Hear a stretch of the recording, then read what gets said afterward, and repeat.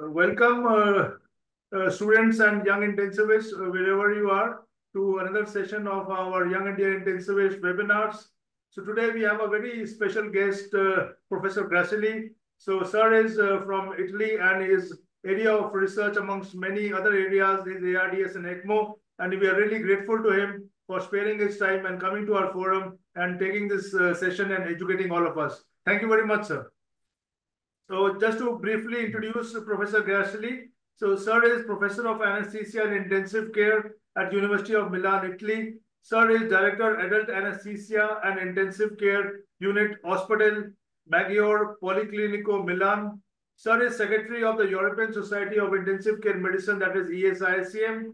He's also the past chair of Intensive Care Section CIT, and he has written many chapters and authored many publications to his credit. So thank you very much, sir. And we hand it over to you to teach us about ECMO, the basics and what's new. Over to you, sir. Thank you so much. So thank you, Tapesh. Thanks everyone for attending this session. I'm very happy to give this talk. And so the talk will basically focus on ECMO for respiratory failure, which is my field of interest. And I will try to explain the basics mostly, and the main challenges of the management of patients on ECMO. And then we will have time for discussion and to discuss also what's new and new insights. So let me share my slides.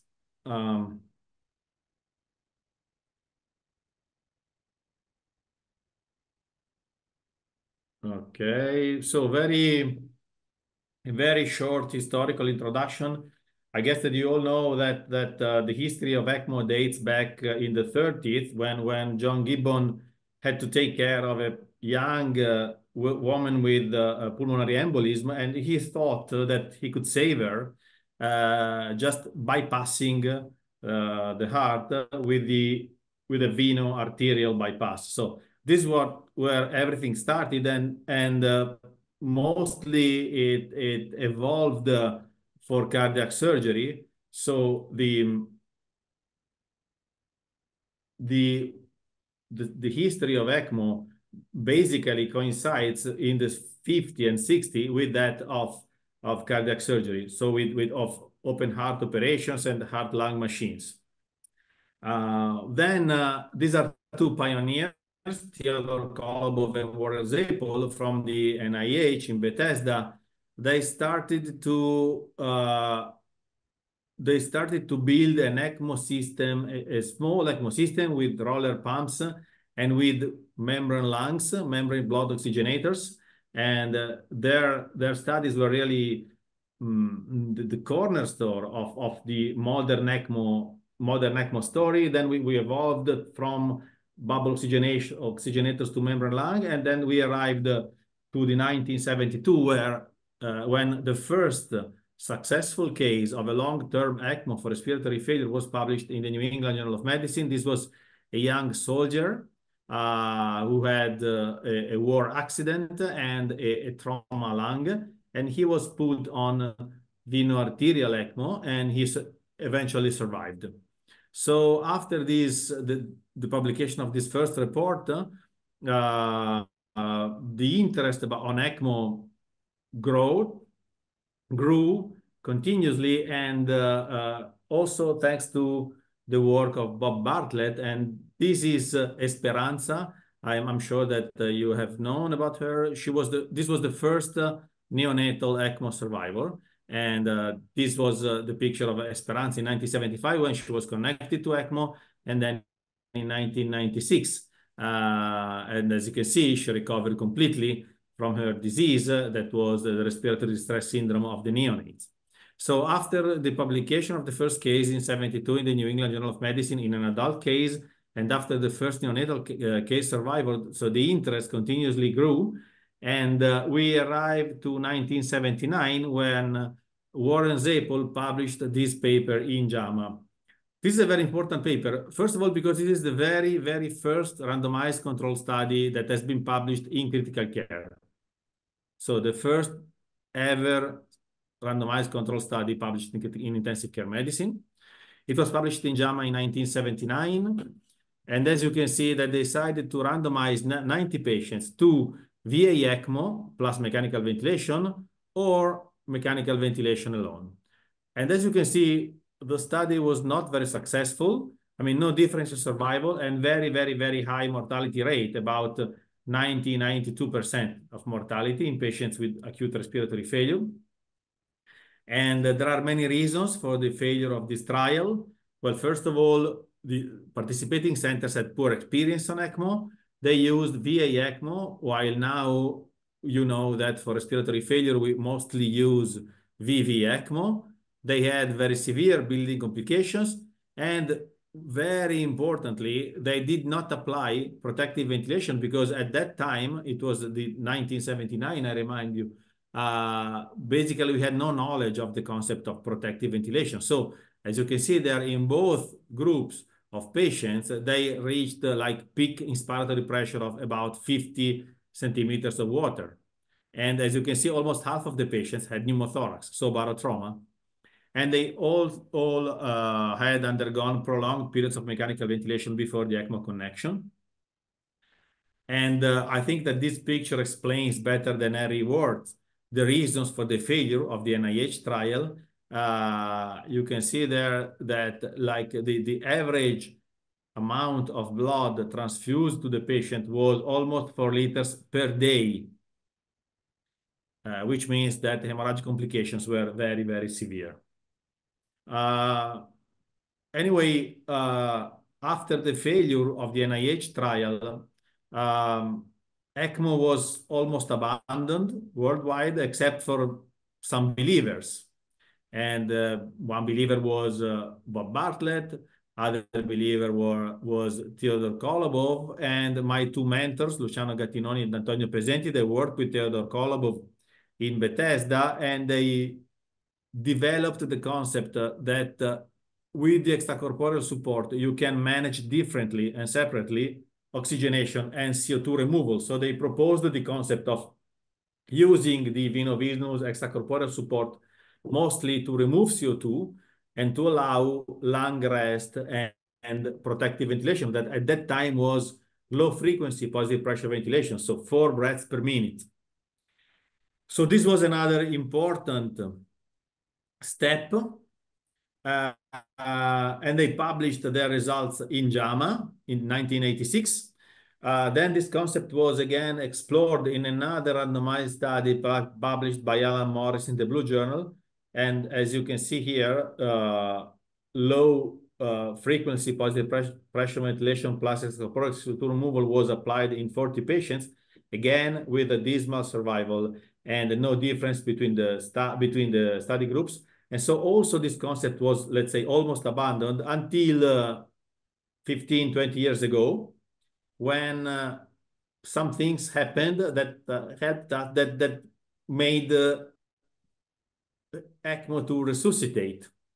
Well, first of all, we are assisting to a incredible, amazing improvement in technology. So now we have small centrifugal or even magnetic levitation pumps. We have small membrane lungs with high gas exchange surfaces. We have biocompatible circuits, and we have miniaturized systems for transport. And so technology is helping a lot. Then we now know very well that mechanical ventilation can cause ventilator-induced lung injury, and we appreciate the concept that we can use the extracorporeal support to allow the implementation of protective or ultra-protective ventilation. The ELSO organization has been established and does a lot of work in terms of case registration, of guidelines, research. And then we had the 2009 H1N1, the 2009 H1N1 pandemics that really boosted the use of ECMO after the report from the Australia and New Zealand centers in JAMA. Then this boosted the growth of ECMO, the use of ECMO worldwide, and we now have a huge number of patients connected, a huge number of ECMO centers. This is taken from the ELSO registry, so it's taken only from the centers that are registered at ELSO. And as you can see, from the start of the ELSO registry until now, we have an incredible number of patients, of cases that have been run both in the neonatal, pediatric, and adult settings for pulmonary, cardiac, or a CPR setting with reasonably good survival. So ECMO is continuously growing over time. And we also have evidence from randomized control studies. So basically, 2 randomized studies have been published on ECMO. The first one is the CESAR trial that was published in 2009 in The Lancet. Jill Speak is the first author. So they randomized 180 patients with severe reversible acute respiratory failure. They were randomized to conventional treatment or to referral to a center with ECMO capability. So it was not exactly a randomization between conventional treatment versus ECMO. It's conventional treatment versus referral to an ECMO center. And indeed, not all the patients who were referred to an ECMO center actually received ECMO. But this is the first study that shows that if you refer a patient to a center with ECMO capability, and so, I mean, we guess that these centers have also a better knowledge in the management of patients with acute respiratory failure, then you have an increase, an improvement in patient outcome. So in the CESAR trial, the primary outcome was death or severe disability at 6 months. And as you can see there was a significant difference between patients managed conventionally compared to patients who were randomized, allocated to, who were transferred to an ECMO center. The second and more recent, and probably the last study, randomized study that will be performed on ECMO, comparing ECMO with conventional ventilation, is the eolia study. The eolia study was published in 2018 in the New England Journal of Medicine, immediately before the COVID pandemic. 240 patients with ARDS ventilated for less than 7 days were, and with the following criteria. So PF ratio below 50 for at least 3 hours, a PF ratio below 80 for at least 6 hours, or a PF ratio or a pH or a severe respiratory acidosis, despite optimization of conventional ventilation, were randomized to conventional ventilation versus ECMO. And the last point of this slide is very important. So in patients with refractory hypoxemia, despite optimization of conventional ventilation, even if they were allocated to the conventional ventilation arm, crossover to ECMO as rescue was allowed. And you can see here that there was an absolute 11% difference in survival in favor of ECMO. This did not reach statistical significance because the p-value was 0.07. And so the conclusion of this paper in the New England Journal of Medicine is that ECMO does not improve survival compared to conventional ventilation. But I'm sure that we all agree that 11% the absolute difference in mortality in a disease that has severe ARDS has in the real life something like 40 to 50% mortality is a very important survival benefit. And this has been also demonstrated with this post-hoc Bayesian analysis of the eolia trial. You know that now a new trend in research in critical care is that we tend to, I'm not saying abandon, but to give less attention to the p-value, and we now value a lot other types of analysis included, for example, Bayesian analysis. And the Bayesian analysis of the eolia trial showed a posterior probability of a mortality benefit with ECMO of more than 90%. And so this is probably the proof that ECMO is helpful in patients with severe ARDS. And I would say that this trial is not really negative, again, because 35 controls, so 35 patients who were initially randomized to conventional ventilation actually received ECMO because they were crossed over to ECMO. The trial was stopped early for slow recruitment. I think that 11% absolute difference in mortality is relevant. And if you look at the secondary endpoint, which is treatment failure at 60 days, so death or crossover to ECMO, then it was strongly in favor of ECMO. So again, I think that the eolia trial is the proof that ECMO is useful. The Bayesian analysis confirms it. And this is why in the recent ESICM guidelines on ARDS that I had the pleasure to co-chair together with Caroline Calfi and Luigi Camporota, we had a full domain on ECMO and extracorporeal respiratory support. And as you can see, we were able to issue a strong recommendation in favor of ECMO, of the use of ECMO in patients with severe ARDS with the criteria of the eolia trial. So this was both in ARDS, non-COVID, and in COVID ARDS.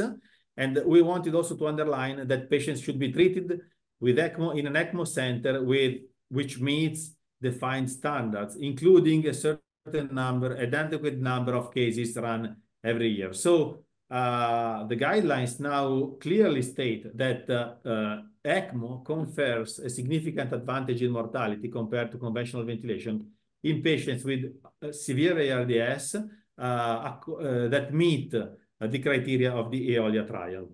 So this is all I wanted to tell you about history and, let's say, evidence from the literature. So very shortly, the definitions.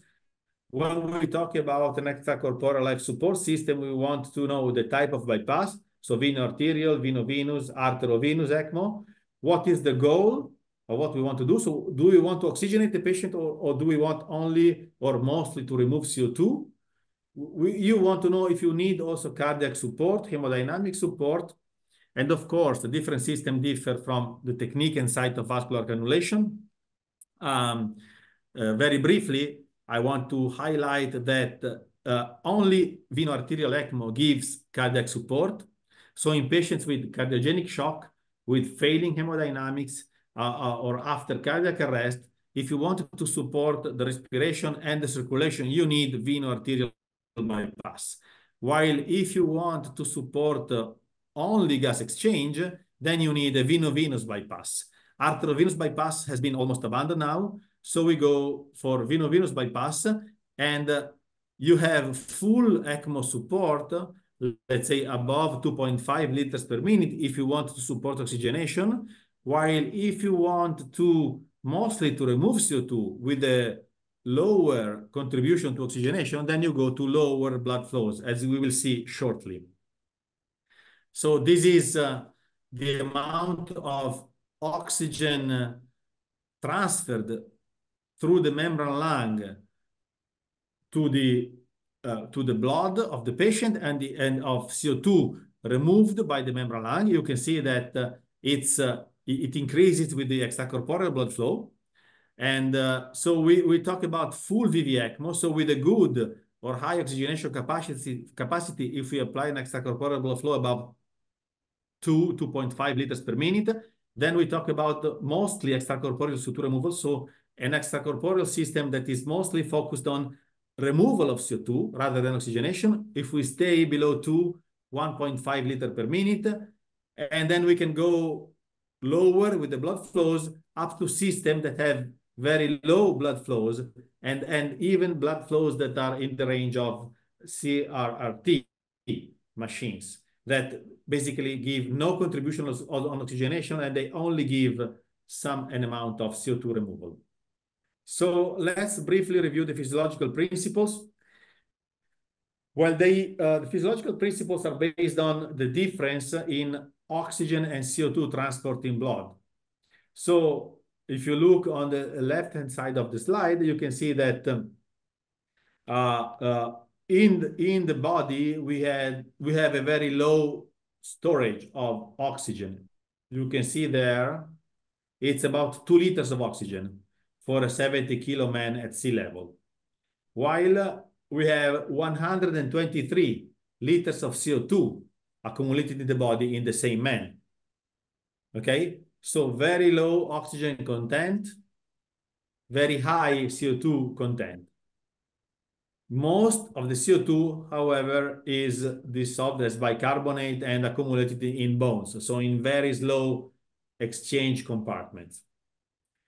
And then, besides the difference in content, there is also a huge difference in the transport in the blood of these two gases. You know that most of the oxygen is transferred by bound by hemoglobin. This is a system that can be saturated very easily. So once hemoglobin is saturated 100%, then the oxygen content increases only if you increase the oxygen dissolved in the blood, which is a very little component of the total amount of oxygen transported by the blood. And for this reason, the oxyhemoglobin dissociation curve has a sigmoidal shape, and you know that it easily reaches a plateau, while the dissociation curve for CO2 is completely different and is characterized by a very high content at relatively low partial pressures. So based on this, you can understand that with the extracorporeal support, with an extracorporeal system and with an artificial lung, we can manage differently oxygen and CO2, and we can remove differently oxygen and CO2. So, and this is again, due to the content tension relationship, especially for CO2, you can see there that the arterial blood at 40 millimeters of mercury of partial pressure of CO2 contains almost half a liter of CO2 per liter of blood, which means that 1 liter of blood contains more than twice the entire metabolic CO2 production.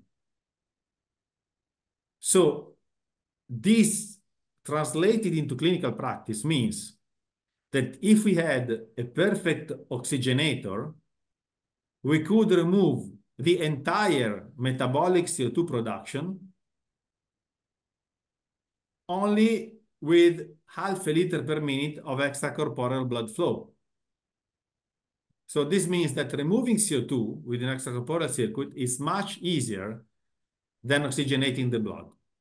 And I can show you how VV-ECMO works. So part of the blood is drained through a venous cannula, which is placed in a large vein, okay, through the extracorporeal circuit, okay? So the idea is that the VV-ECMO improves oxygenation and it also improves arterial oxygenation by increasing the oxygen saturation of the blood that returns to the heart, by increasing the oxygen saturation of the mixed venous blood, okay? So VV-ECMO doesn't give any hemodynamic support because all the cardiac output is made by the heart of the patient, okay? So there is no bypass of the heart. But VV-ECMO works by increasing mixed venous oxygen saturation. And I remind you that the higher the fraction of intrapulmonary shunt, the higher is the importance of mixed venous oxygen saturation for arterial saturation, okay? So what VV-ECMO does is it takes part of the cardiac output from the venous system. This part of the blood, which is drained by the venous system, flows through the artificial lung where oxygen is added and CO2 is removed. So the artificial lung does exactly what the natural lung does, okay? And then this arterialized blood is returned into the venous side of the circulation, okay? So again, VV-ECMO increases mixed venous oxygen saturation. And so the efficiency in oxygenation depends on how much oxygen is transferred to the blood from the extracorporeal support, which depends on the characteristic of the membran lungs, so on surface for gas exchange, thickness, permeability of the membrane. Clearly, it depends on the oxygen gradient between the sweep gas, so the gas that flows through the membran lung and the blood, and of course, from the ECMO blood flow. And while the factors that affect mixed venous oxygen saturation depends mostly on the ratio between the extracorporeal blood flow and the cardiac output of the patient.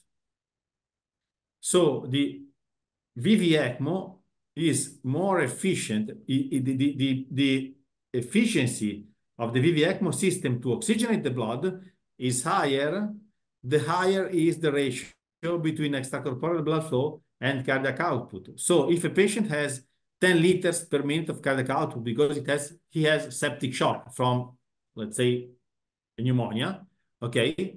If you apply 4 liters of ECMO flow, okay, you have a certain contribution to oxygenation, but this contribution to oxygenation will be lower compared to that you will have in a patient with 6 liters per minute of cardiac output. Okay, so this tells us that if you want to oxygenate the blood, especially in patients with high cardiac output, you need very high extracorporeal blood flows, which means large cannulas and problems with cannulation.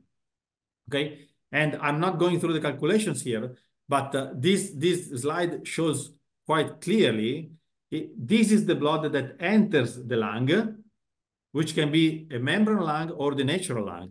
Physiological principles are the same, okay? So this is the blood with 82% of mixed venous saturation, okay? If you want that for this oxygen consumption, which is, let's say, a normal physiological oxygen consumption, 250 ml per minute, okay? If you want to have an arterial blood that leaves the lung with 98% of oxygen saturation, you need a very low ventilation. So you need to ventilate the system only with a flow of oxygen, which can be as low as the oxygen consumption of the body, but you need a very high blood flow. Okay? So this means that the efficiency of VV-ECMO as oxygenator is limited by the oxygen hemoglobin dissociation curve and mostly depend on the ratio between extracorporeal blood flow and cardiac output. On the contrary, if you look at CO2 removal, same system, so artificial or natural lung, you have a blood that enters the lung with 43 millimeters of mercury of PvCO2. If you want that it leaves the lung with 15 millimeters of mercury of PCO2, you need a very small blood flow, only 1 liter per minute, but you need a lot of ventilation through the lung, okay? So CO2 removal mostly depends on membranous lung ventilation. Of course, it depends also on blood flow, but it mostly depends on membranous lung ventilation, and it's much more efficient than CO2, than oxygenation. And it's very, very important to remember that the main reason why we breathe is not to oxygenate the blood, but it's to remove CO2 and to keep the pH within the normal ranges. Indeed, the responsive ventilation is much more efficient for an increase in CO2 compared to that you have, to the responsive ventilation that you have when you have a decrease in PO2. And there is an inverse relationship between PaCO2 and alveolar ventilation.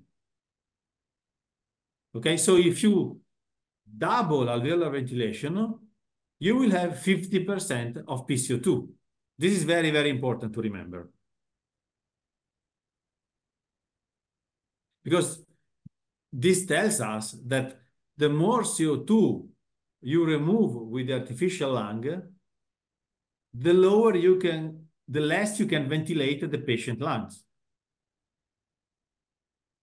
And there are studies showing that if you remove all the CO2 with the artificial lung, then an animal becomes apneic, stops breathing. So if you take an healthy sheep, you connect the sheep to an extracorporeal circuit. With the extracorporeal circuit, you remove all the CO2 produced by the metabolism, then the sheep will stop breathing. because she doesn't need to remove CO2 anymore. Okay? And so again, the more CO2 you remove with the extracorporeal circuit, the less you have to ventilate the lungs. And the concept is a little bit provocative, if you want, that if you do not have to ventilate the lung, you will not have a ventilator-induced lung injury, of course. So that's the basic for the near apneic ventilation that some experts propose during ECMO. So they propose, okay, you connect the patient on ECMO, and then after ECMO connection, you reduce ventilation as much as possible, even to no ventilation at all, maybe only CPAP, because the lower the energy you apply to the natural lung, the lower will be the risk of injury from ventilation to the lung of the patient. So let's go briefly through indications and contraindications. What are the main clinical indications for VV ECMO? Well, first of all, as a rescue for severe hypoxemia, as we have seen in ARDS, as it was done in the eolia trial. Another indication could be to grant hyper or ultra protective ventilation, as I showed you. With the ECMO circuit, you remove CO2, you have to ventilate less the patient lungs, so you can remove, you can reduce tidal volume, plateau pressure, driving pressure, and so on, up to using ECMO as an alternative to invasive ventilation. So to allow extubation or even to avoid intubation of the patient, as we do sometimes, especially in immunocompromised patients or in patients that we want to bridge to lung transplant. The criteria of the eolia trial, I already showed them to you. So what I can tell you is that now let's say the most common view for ECMO as a rescue strategy for refractory hypoxemia is that, first of all, you have to properly set mechanical ventilation. So protective tidal volume, low driving pressure, properly set PEEP level, prone positioning, which should be now considered, I would say, routine for all patients with ARDS. And if patients fail optimization of ventilation, and if they fail prone positioning, and if they meet the criteria of the eolia trial, then you should strongly think of ECMO as a therapeutic strategy for those patients. Again, I want to underline that the criteria should not be based only on PF ratio. In some experts advocate the use of other scores that take into account the injuriousness of ventilation. Of course, we have to take into account the number of organ failures of the patient. And obviously, very, very importantly, we need to monitor hemodynamic, to take a look on patient hemodynamic, and to look at hemodynamic impairment, because the ultimate goal of our extracorporeal respiratory support, is to grant adequate tissue perfusion and oxygenation. Okay, so you want to see if the patient has hyperlactatemia, if he needs vasopressors, if he has venous desaturation despite good hemoglobin. So my point is that don't look only at severity of hypoxemia, don't look only at PF ratio, but look at the patient, number of organ failures, and hemodynamics, and always monitor hemodynamics. It's very important to know cardiac output. It's very important to know mix or at least central venous oxygen saturation and lactate levels. So from my point of view, if they call me for one patient that has, I don't know, 85% of oxygen saturation while breathing pure oxygen, but it has normal pH, no hemodynamic impairment, no vasopressors. Or they call me for another patient with a better oxygen saturation, but metabolic acidosis, high vasopressor dose, I would go first to retrieve this second patient. Because when pH drops, when hemodynamic fails, then it's the point where the patient really risk to die. So very important. When you think of ECMO, don't look only at PF ratio, don't only look at gas exchange, also look at hemodynamics and other organ failures. Contraindications, well, according to the guidelines, there are no absolute contraindications. So we have to make a individual choice on a patient-by-patient base. Okay, there are conditions that are commonly considered as relative contraindications. So mostly if the patient has been ventilated at high settings, so high plateau pressure for more than 7 days, patients with major immunosuppression, of course, patients with contraindication to anticoagulation, and then it's been age. I mean, if we want to discuss age on ECMO, maybe we can say something later, but I mean, it's a long discussion. For sure, age, the number of age is not the only criterion, but we should also take into account frailty. And but of course, we know that if you connect on ECMO, a patient above, let's say, 70 years of age, mortality is certainly much higher than for younger patients. And obesity, we are now discussing, there are studies even showing that obese patients seem to have even a better prognosis than other patients. So I'm not going to discuss obesity. Of course, obesity can be a major obstacle for cannulation. So what are the main challenges? This is the last part of my presentation. What are the main challenges of the management of ECMO patient? So cannulation, management of anticoagulation, the management of the patient's lungs, so how we ventilate the patients, and of course, the management of complications. So for cannulation, okay, you have to properly select the vessel to cannulate based on the configuration you want, how much blood flow you want, how much recirculation you can tolerate. And this is a table that shows you more or less the average cannula size.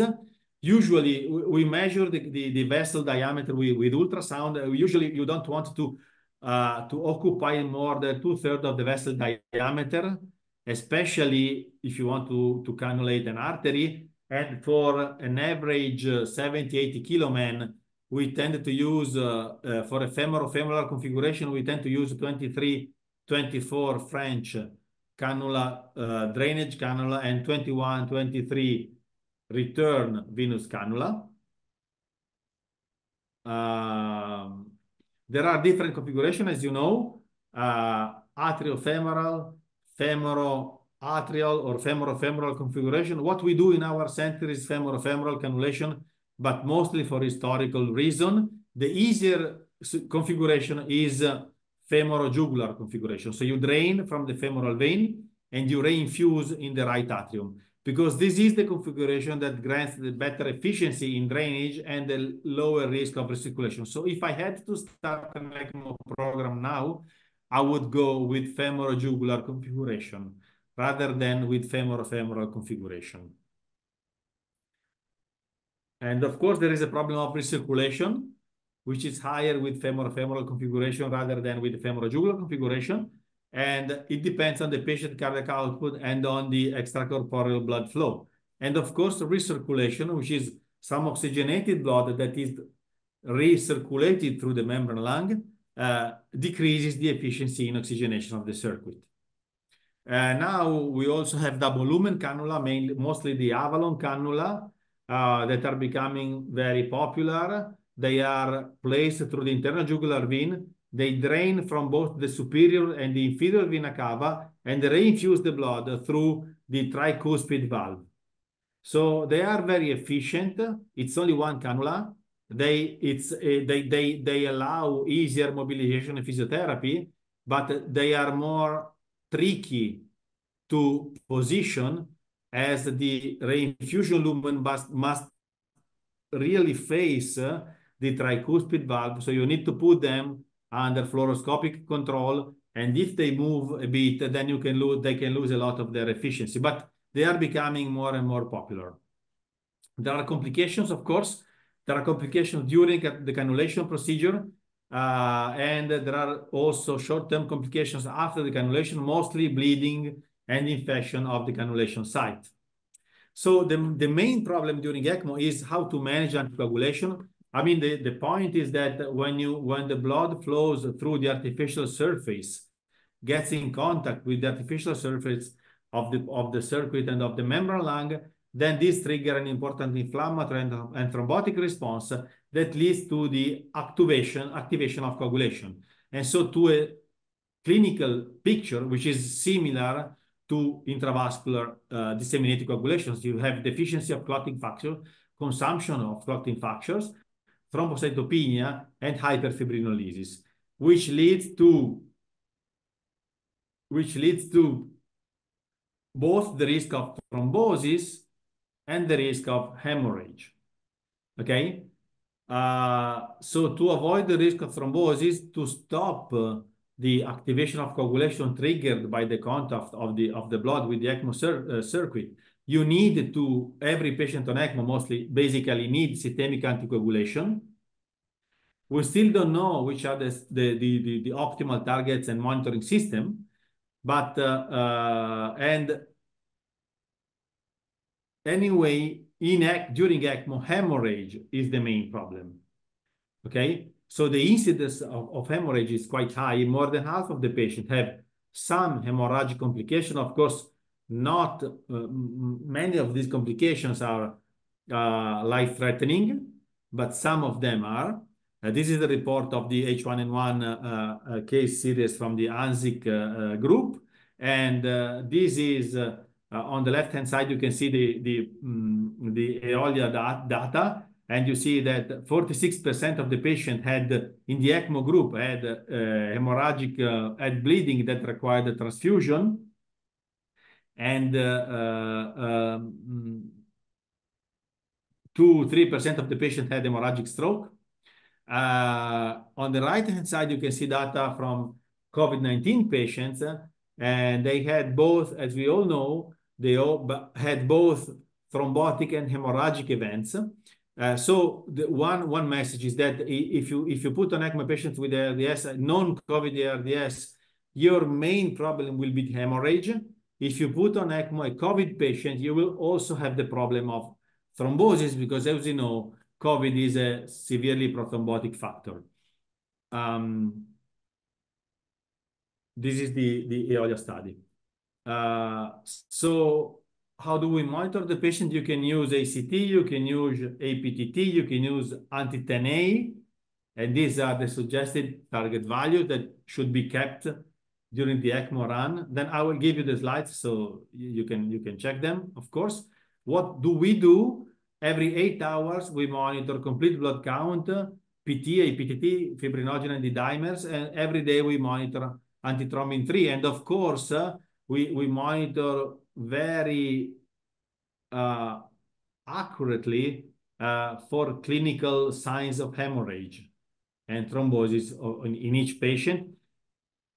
If you need to connect on ECMO a patient with a very high hemorrhagic risk, for example, a patient with traumatic brain injury, or after a major surgery, or after a major trauma, you can run ECMO without heparin for a few days. Of course, you need to keep relatively high blood flow to avoid stasis. You have to strictly monitor the circuit for thromboembolic events. And of course, you will have a higher risk of oxygenator failure. So check the membrane line pressure drop in order to timely assess the risk of intra-oxygenator thrombosis. Complications. So we have circuit-related complications. Of course, membrane lung failure, circuit clotting, thromboembolism, gas embolism, and hemolysis. And for this reason, it's very important the monitoring of the ECMO system. So what we do is that we do visual inspection of the oxygenator to see if you have clotting on both sides of the oxygenator. You can see if you have air embolism in the oxygenator. And what we do is we monitor the negative pressure, so the drainage pressure before the pump, which is linked to the risk of hemolysis, for example, chattering and hemolysis, cavitation and hemolysis. And then we monitor the difference in pressure between the inlet and the outlet of the membrane lung, because these different pressures depends on the intra-oxygenator resistance. And of course, the resistance is higher when you have thrombosis of the oxygenator. So it's very important, the continuous monitoring of the system to timely disclose circuit-related complications. Then we have patient-related complications that are complications linked to cannulation, complications linked to, as I showed you before, coagulopathy and bleeding, infections, and also interference with pharmacokinetics of the drugs, so altered drug disposition and renal failure. So only very few slides about infections. We have published together with Daryl Abrams and Thomas Muller and Dan Brody this, I would say, very complete review on the infectious complications on ECMO. The most frequent complications are bloodstream infections due to staphylococci, but now the trend is changing. So we observe a continuous decrease in the risk of bloodstream infection from gram-positive bacteria, and then continuous increase in ventilator-associated pneumonia due to Enterobacterales. We have published a large study on this in Critical Care Medicine, if you want to see it. And in the paper with Daryl Abrams, we also provided some advice on how to reduce or prevent infections during ECMO. And finally, I just want to remind you that the combination of critical illness and ECMO and of the extracorporeal circuit provides considerable challenges to provide optimal pharmacotherapy, because it has huge interference with the disposition of the drug and with the pharmacokinetics and pharmacodynamics of the drugs. Mostly with, you will observe an increase in volume of distribution, especially for lipophilic drugs. And you will also have drug absorption on the membrane lung, sequestration on the membrane lung and on the tubings. This is very important because it will lead to drug loss, especially for lipophilic and highly protein-bound drugs, and it's very important for antibiotics. So this was my last slide, because I had like 45 minutes for the talk, and now I'll be happy to take your questions on whatever aspect of what we have seen up to now. Thank you, Professor Grasselli, sir. The lovely talk, very wonderful and very educative. So I request the audience to put up their questions. We'll take the questions. Meanwhile, sir, while we wait for the questions, I'll just put up a couple of points for discussion, which will be of interest to everybody. So first of all, sir, about the ventilation strategy, we do ultra protective lung ventilation. And now, when we do this, sir, we obviously there is some degree of atelectic trauma. So is it okay to say that we are more comfortable with atelectic trauma rather than overdistension? Yeah. So I didn't review the issue of how do we ventilate patients on ECMO because for the sake of time, but this is a very important question. So when you connect a patient to ECMO, what you want to do is to grant protective ventilation settings. Okay, so protective or even ultra protective settings of ventilation. So I can tell you what we do. What we do is that we connect the patient on ECMO, so we slowly increase the sweep gas flow to the artificial lung. So we progressively increase the amount of CO2 that we remove with the extracorporeal circuit, and in parallel, we progressively reduce the ventilation of the natural lung. So we reduce tidal volume to, let's say, something like that, 4 milliliters per kilo of predicted body weight. We reduce plateau pressure well below 30.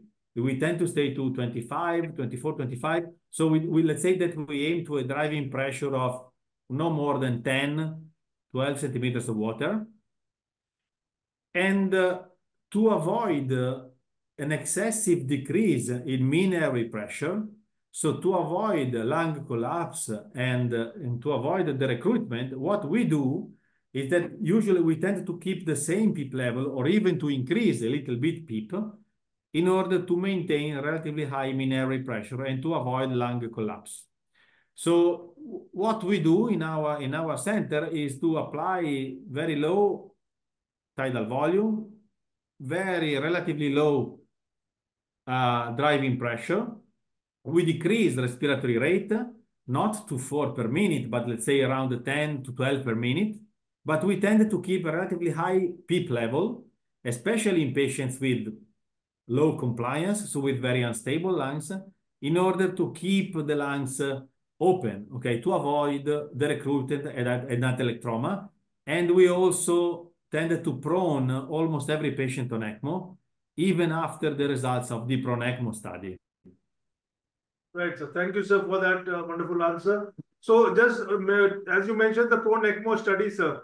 So why do you think, sir, it gave the results that it did, that we should not prone on ECMO, it does not help? Because this is contrary to the previous reports that we were getting. Yeah. Yes, I mean, first of all, I have to disclose a conflict of interest. I'm a strong believer of prone positioning, so I believe that every patient with ARDS and with a PF ratio below 150 and with no contraindication to proning, that are very, very few, should be proned. Okay, and I think that it's wrong to connect the patient on ECMO without trying prone positioning, except for very, very extreme cases. Okay. So I think that prone positioning has a very strong rationale, and not because it improves gas exchange, because when you have ECMO, of course, you can improve gas exchange as much as you want. It has a strong rationale because it improves the ventilation distribution, it improves VQ matching, it reduces a lot the risk of ventilator-induced lung injury and grants more homogenized ventilation. So I think that this rationale is valid both during conventional ventilation and during ECMO. And it's a very, very good way to keep the lungs recruiting and ventilated also during ECMO, also after the application of ultra-protective ventilatory settings. So personally, I think that prone positioning has a strong rationale also during ECMO. The problem, I mean, the weaknesses of the PRONECMO study were, first of all, it was performed only in COVID-19 patients, because when the study started, there was the COVID-19 pandemic. So every patient on ECMO had COVID-19. So at best, it's a study that can be applied only to one disease. Second, most of those patients had already been proned before. So for all these reasons, I think that we should still apply prone positioning. And when I had a debate with Mathieu Schmidt, that you know is the first author of the PRONECMO study, and when I asked him, so after the PRONECMO study, do you still prone your patients on ECMO? And he said, yes, we still prone them. Because I think that the rationale for prone positioning is still there. So it's possible to prone patients on ECMO.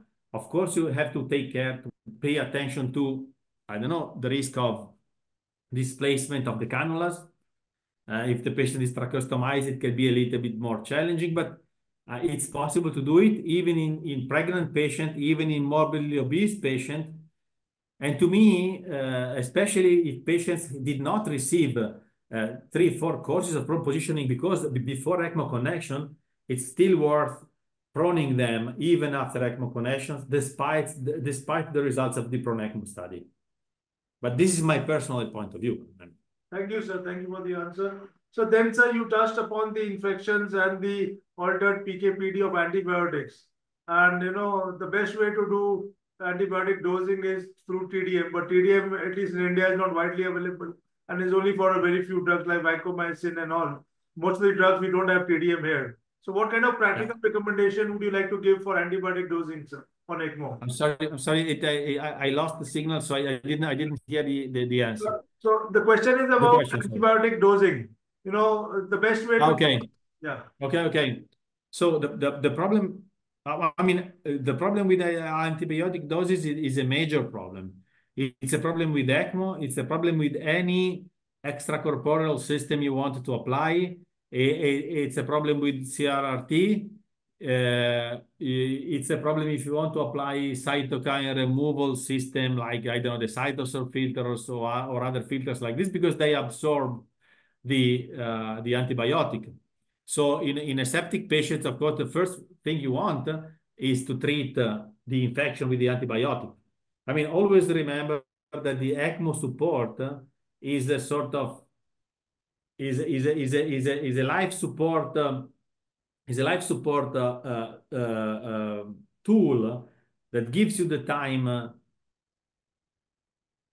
to wait for the appropriate treatment of the disease to work. So if a patient has an infection, he needs antibiotics, and he needs the right antibiotic at the right dosing in the right place.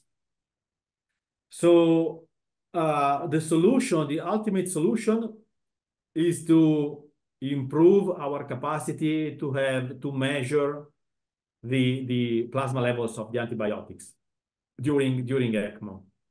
So, but I know that this is difficult to do.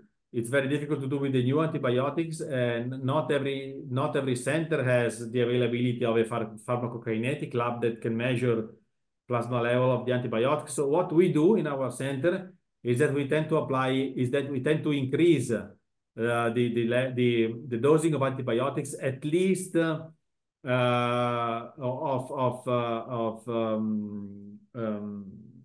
hydrophilic drugs and highly protein-bound drugs.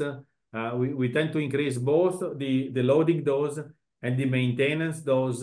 At least we tend to apply the highest recommended dose in the literature. But this is very empiric. Then we are lucky because we can measure the trough level of most antibiotics, and this helps us to select the proper dosing of each drug.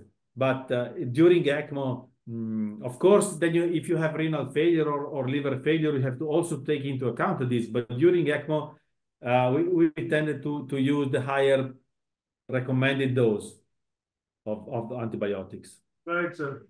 Thank you for the answers. So, sir, just a final point for discussion. What about the use of ECOR, sir, in COPD and in ARDS patients?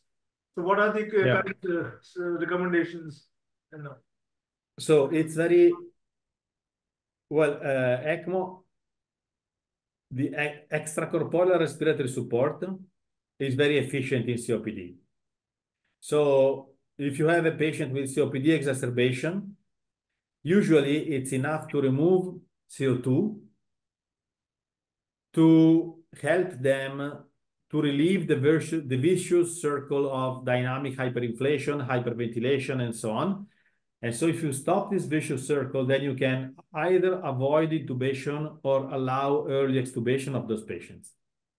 So we have published, not me, but my group has published a paper in anesthesiology in 2015. It was a very, I think it was a very nice paper because the topic was, the aim of the paper was to see whether we could extubate patients after ECMO connection and keep them on awake ECMO, spontaneous breathing, okay? So they took some patients that were bridged to lung transplant, mostly patients with cystic fibrosis, some patients with COPD exacerbation, and some patients with ARDS. So three very different pathophysiological conditions, okay?